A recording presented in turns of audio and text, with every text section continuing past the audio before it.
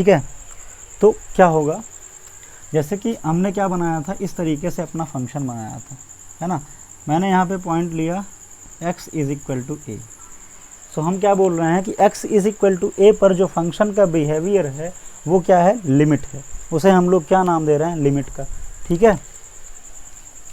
So x is equal to ए तक हमको जाना है, x इज इक्वल टू ए को हमें अचीव करना है। तो उसके दो रास्ते हैं, हम कम वैल्यू से बढ़ करके x इज इक्वल टू ए की तरफ जाएं, तब जो बिहेवियर होगा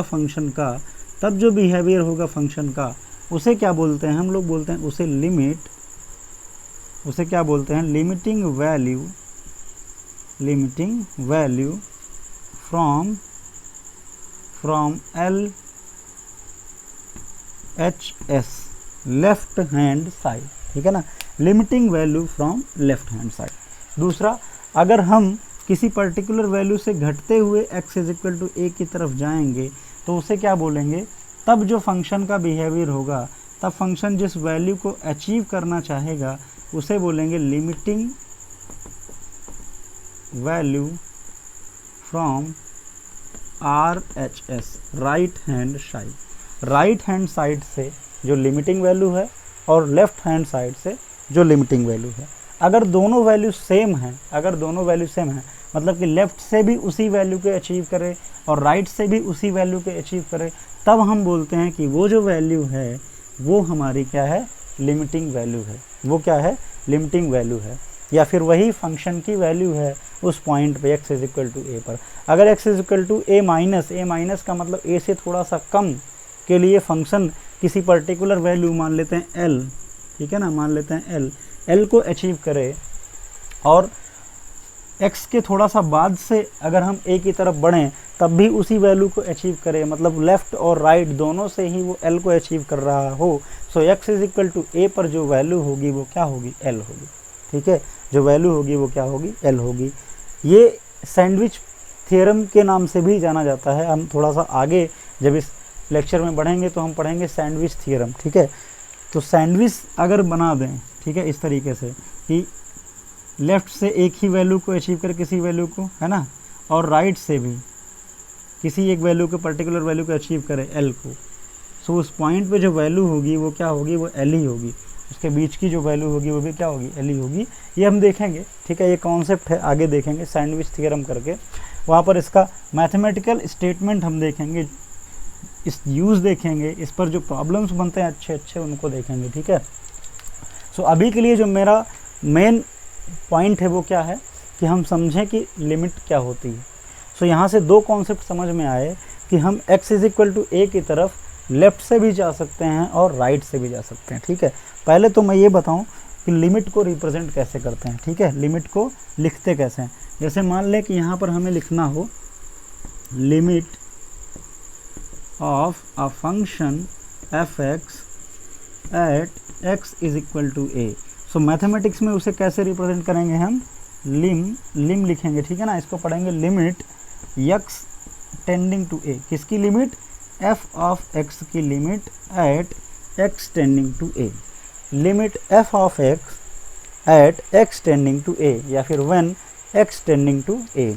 इसको हम लोग क्या पढ़ते हैं, x टेंडिंग टूवर्ड्स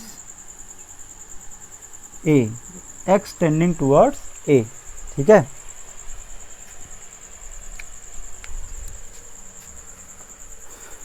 सो इस तरीके से हम लिमिट को लिखेंगे।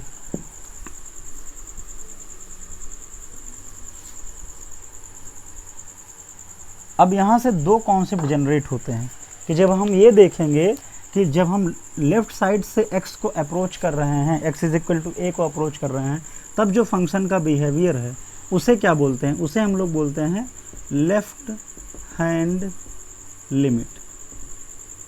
उसे क्या बोलते हैं, लेफ़्ट हैंड लिमिट। और जो राइट साइड से बिहेवियर है उसे हम लोग बोलते हैं राइट हैंड लिमिट, ठीक है। उसे क्या बोलेंगे, राइट हैंड लिमिट, या फिर हम लिखेंगे क्या, RHL लिखेंगे, और इसको क्या लिखेंगे, LHL लिखेंगे, ठीक है। एक को हम लोग लिखेंगे RHL और दूसरे को क्या लिखेंगे, LHL, ठीक है। अब इनको मैथमेटिकली कैसे लिखा जाता है वो देखते हैं, ठीक है। तो LHL को अगर मैं बात करूं, LHL को कैसे लिखा जाता है, तो LHL के लिए हम x is equal to a की तरफ किधर से गए हैं, लेफ़्ट से गए हैं। लेफ़्ट का मतलब होता है कम वैल्यू, स्मॉल वैल्यू, ठीक है ना, स्मॉल वैल्यू। और राइट साइड से जो वैल्यू होती है उसे बोलते हैं हम लोग हाई वैल्यू। सो हाई वैल्यू से लो की तरफ आए हैं और यहाँ पर लो वैल्यू से हायर वैल्यू की तरफ गए हैं, ठीक है। इसलिए मैं अगर इसको दिखाना होगा तो मैं दिखाऊंगा a माइनस से, और इसको लिखना होगा तो मैं लिखूंगा a प्लस। a प्लस का मतलब a से ज़्यादा, a माइनस का मतलब a से कम, ठीक है। So limit x tending towards a minus, ठीक है। x किधर से टेंड कर रहा है, a माइनस की तरफ से हम a की तरफ आ रहे हैं, ठीक है। a माइनस से मतलब a से कुछ कम से, ठीक। इस तरीके से हम क्या लिखेंगे, LHL को। और अगर हमें RHL को लिखना होगा तो हम RHL को कैसे लिखेंगे, limit x is tending from a plus, ठीक है ना, a प्लस से आ रहा है यहाँ पे, ये ध्यान में रखना है। यहाँ पर a प्लस बनाएंगे, यहाँ पर a माइनस बनाएंगे, और यहाँ पर लिमिट किसकी निकालनी है हमको, f ऑफ x की निकालनी है। सो ये हो गया limit of f of x when x tending from a minus, ठीक है ना, x tends to a minus. यहाँ पर क्या पढ़ेंगे, लिमिट f ऑफ x, किसकी लिमिट लिखनी है हमको, f ऑफ x की, ठीक है ना, when x tends to a plus, ठीक है। सो हम लोगों ने दो चीज़ें देखी, एक देखी LHL और एक क्या देखी, RHL। अगर मैं इसको डिफाइन करूं कि मैथमेटिकली इसको कैसे लिखेंगे, सो LHL को कैसे लिखते हैं, limit x tending to a minus f of x, ठीक है। इसका क्या मतलब हुआ कि f ऑफ x की वो वैल्यू, लिमिटिंग वैल्यू, जब x हम a से कुछ कम से a की तरफ जा रहे हैं, ठीक है। यहाँ पे अगर मैं ऐसे डिफाइन करूँ x is equal to a को, तो x is equal to a से कुछ कम की वैल्यू से हम अगर x is equal to a की तरफ बढ़ रहे हों, तब जो फंक्शन की लिमिटिंग वैल्यू होगी उसकी बात कर रहे हैं, वो है हमारी LHL, ठीक है। So x is equal to a से कुछ कम के लिए मान लेते हैं, कितना कम करते हैं, h कम करते हैं, ठीक है। सो ये वैल्यू क्या बन जाएगी, ये वैल्यू बन जाएगी a माइनस एच।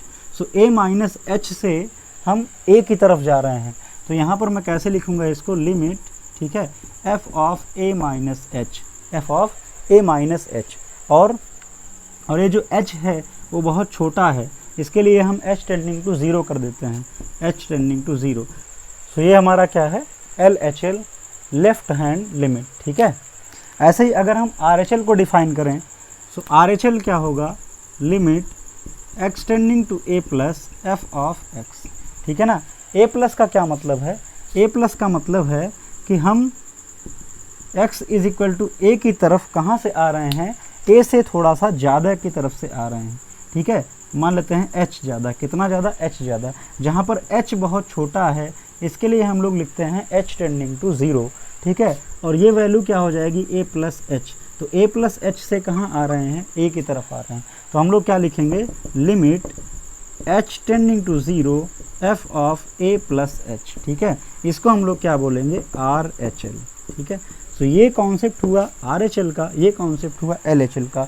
और लिमिट कब एग्जिस्ट करेगी, लिमिट किसके बराबर होगी, तो जब दोनों वैल्यूज़ कौन, LHL और RHL आपस में बराबर होंगी, तब हमारी लिमिट एग्जिस्ट करेगी, और उसी को हम लोग बोलेंगे limit at x is equal to a, ठीक है। सो अगर हम लिखें कि LHL is equal to RHL at x is equal to a, ठीक है। सो इसी को हम लोग क्या बोलेंगे, limit at x is equal to a, limit at x is equal to a। अब मान लेते हैं दोनों किसके बराबर हैं, L के बराबर, ये भी L के बराबर और A भी L के बराबर, ठीक है। तो क्या लिखेंगे हम लिखेंगे LHL की जगह पे लिखेंगे limit x tending to a minus f of x is equal to limit x tending to a plus f of x is equal to L, ठीक है ना, is equal to L।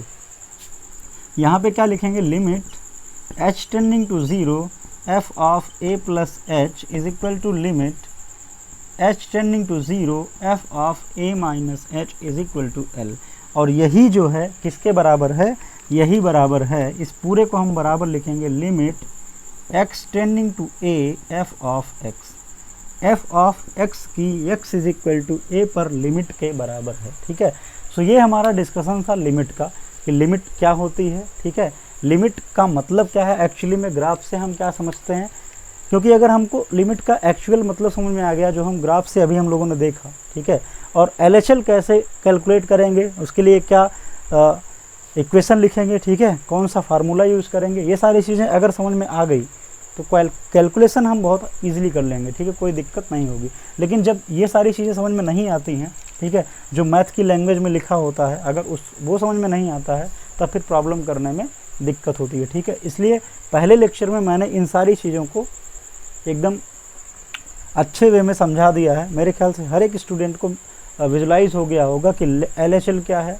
RHL क्या है, और LHL RHL जब दोनों equal होते हैं किसी एक पर्टिकुलर वैल्यू के बराबर, तभी उसकी लिमिट एग्जिस्ट करती है। यहाँ पर मैं लिख दूँ कि यहाँ पर क्या है, लिमिट एग्जिस्ट करेगी, लिमिट एग्जिस्ट। ठीक है, और अगर ये इक्वल नहीं है, ठीक है, ये इक्वल नहीं है, मान लेते हैं कि जो LHL है, ठीक है, वो आ गया L1, और RHL जो है, ठीक है ना, ये RHL है, RHL L1 आ गया, और जो LHL है वो L2 आ गया, तो दोनों इक्वल नहीं हैं, तब के केस के लिए एग्जिस्ट नहीं करेगी, एग्जिस्ट नहीं करेगी, है ना, नॉट एग्जिस्ट, तब केस के लिए जब ये दोनों इक्वल ना हो। ठीक है, लेकिन अगर ये दोनों इक्वल हैं तो लिमिट एग्जिस्ट करेगी और उसी वैल्यू के बराबर होगी हमारी x इज इक्वल टू ए पर लिमिट। ठीक है, तो इस लेक्चर में हम लोगों ने केवल इंट्रोडक्शन देखा। ठीक है, आगे हम थोड़ा सा आगे बढ़ेंगे और प्रॉब्लम्स को सॉल्व करना सीखेंगे कि लिमिट में हम प्रॉब्लम्स को कैसे सॉल्व करते हैं। ठीक है, डिटर्मिनेट फॉर्म क्या होता है, इनडिटर्मिनेट फॉर्म क्या होता है, कितने टाइप के डिटर्मिनेट फॉर्म है, ठीक है, कितने टाइप के इनडिटर्मिनेट फॉर्म हैं, और उनको हम कैसे सॉल्व करेंगे। अगर इनडिटर्मिनेट फॉर्म आ जाता है तब हम लिमिट की कैलकुलेशन कैसे करेंगे। ठीक है, मेथड्स क्या हैं, फैक्टराइजेशन क्या होता है ना, इस तरीके से जो भी कॉन्सेप्ट है हम लोग अगले लेक्चर में देखेंगे। पहले लेक्चर में हम लोगों ने इंट्रोडक्शन देख लिया कि लिमिट क्या होती है, लेफ्ट हैंड लिमिट क्या होती है, राइट हैंड लिमिट क्या होती है, और इन सब को हम कैसे कैलकुलेट करते हैं। ठीक है, ओके।